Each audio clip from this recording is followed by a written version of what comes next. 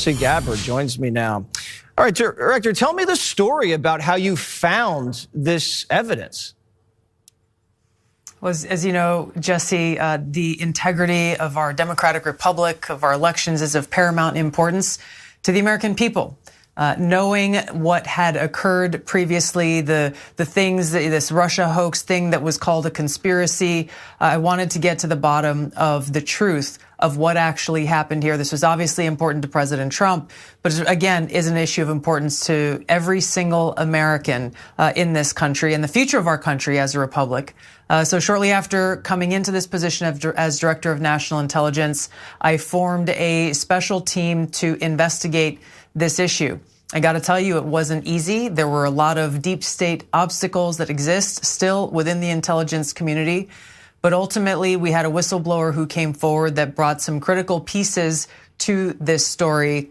And we were able to discover these documents and find these documents that really pointed to President Obama directing his national security leaders in James Clapper and John Brennan to manufacture this January 2017 intelligence community assessment. The investigation that I led at DNI that we released last week, Friday, provided a lot of those foundational building blocks and proof for what we know happened. The report that we released today, the House Intelligence Committee Oversight Majority Staff report that investigated that January 2017 assessment that President Obama had manufactured with fake intelligence in order to achieve, knowingly using false intelligence in order to get to the conclusion that he wanted to promote to the American people that Putin had acted in favor of President Trump winning that election in 2016.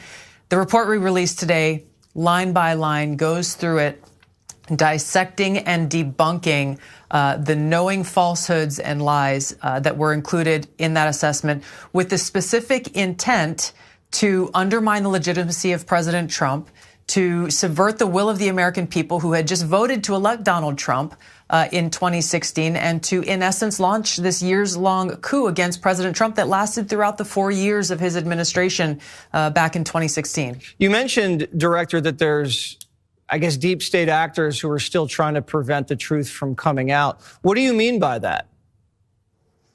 There are still people, won't surprise you, within the intelligence community who don't want this information to see the light of day. Some of them may be implicated in the crafting of it. Others are concerned about people being embarrassed. Others are concerned about accountability and what else we will discover as we continue down this path towards the truth and bringing about accountability for the American people. That's really what this is all about, and why it does such a disservice. I was standing there in the White House press briefing room and hearing some of these crazy questions being asked by members of the media who are trying to distract and deflect away from the historic expose that we have brought forward that once again puts into question the American people's ability to trust the integrity of our democratic republic. And the reason why that is, and it's similar to the deep state actors who have been trying to stop us from releasing this, is that we have members of the media who were complicit in this from the very beginning, who were leaked early copies of this, or at least lines from this January 2017 Obama manufactured intelligence assessment. They printed what they were fed. People like Ellen Nakashima from the Washington Post, who, by the way, went on to win a Pulitzer Prize because for years she was so good at lying and not telling the truth to the American people that they gave her an award for it. These people are still here. Ellen Nakashima is still harassing people who work within the intelligence community who are calling up and reporting her, using burner phones to try to ask them harassing questions.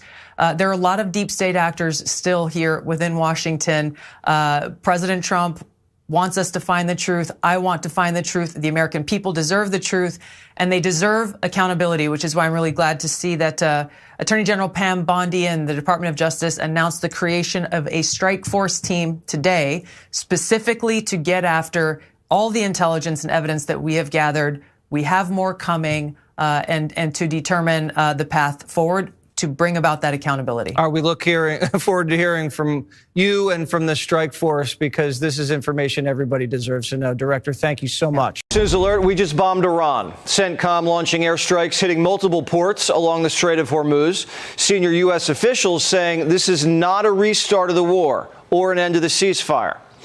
It all started this afternoon when Iranian attack boats from the Mosquito Fleet swarmed toward 3 guided missile destroyers in the Gulf. The USS Truxtun, the USS Rafael Peralta, and the USS Mason defended themselves, keeping them at bay with 50 caliber machine guns, small caliber gun teams on deck, and Hellfire missiles fired from Apaches.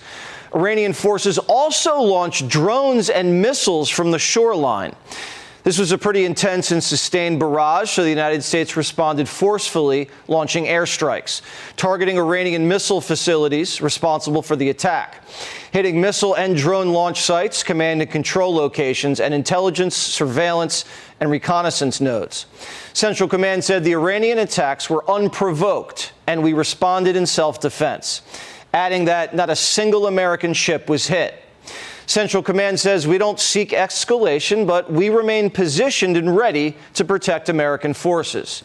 ABC asked the president if the ceasefire was over, and he said, no, ceasefire's still on. It's just a love tap.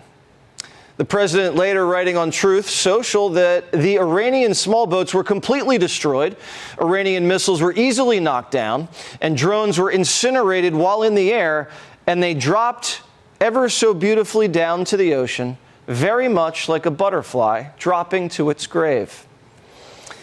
The Iranians claim it was tit for tat. Yesterday, an F-18 Super Hornet lit up an Iranian tanker with machine gun fire when it tried running the blockade and turned it around back to port. The president says the 3 destroyers successfully transited out of the strait and will join the blockade. And the Wall Street Journal's reporting that Project Freedom is still in play. It was paused for diplomatic reasons, to help with the Iranian negotiations, and because of an airspace dispute with the Saudis. But it's all patched up. And the French and British navies are apparently on their way to help with escort duty when needed. The president said earlier today a normal country would let boats sail peacefully through the strait. But Iran's not a normal country. Some of these Persian pirates are still trying to charge tolls. They're screaming into loudspeakers at tanker traffic, pay up or we'll shoot. The Iranians even clipped a Chinese vessel in the strait this week. With friends like these, I don't know. Some ships are just going dark or flipping their flags and sailing through anyway because it's gotten ridiculous. The administration's going to take the Iranian hostage crisis in the strait to the UN and put the Russians and Chinese on blast. This should be a simple demand: the removal of mines from an international waterway. You cannot exact illegal tolls. We have to address these violations here in the council. And we have to ask ourselves, if a country chooses to oppose such a simple proposition, do they really want peace? The president says they're a bunch of lunatics. That's why they can't have a nuclear weapon. And if they don't sign the deal fast, the War Department's going to be a lot more violent. There are 2 options for the Iranian regime. They can choose the pen or they can choose the sword. One would include them signing a good faith agreement that would lead into more detailed negotiations, and the other would be the Americans resuming their bombing campaign against the Islamic Republic. Today, the Iranian president, for the first time, met with the gay Ayatollah in his little cave. The meeting lasted over 2.5 hours. It's hard to talk without lips. The key sticking point to the deal is that Trump's driving a really hard bargain. The president's demanding that the regime hand over their entire Uranian stockpile, close up all their nuke facilities, and don't enrich, not even a little, for decades.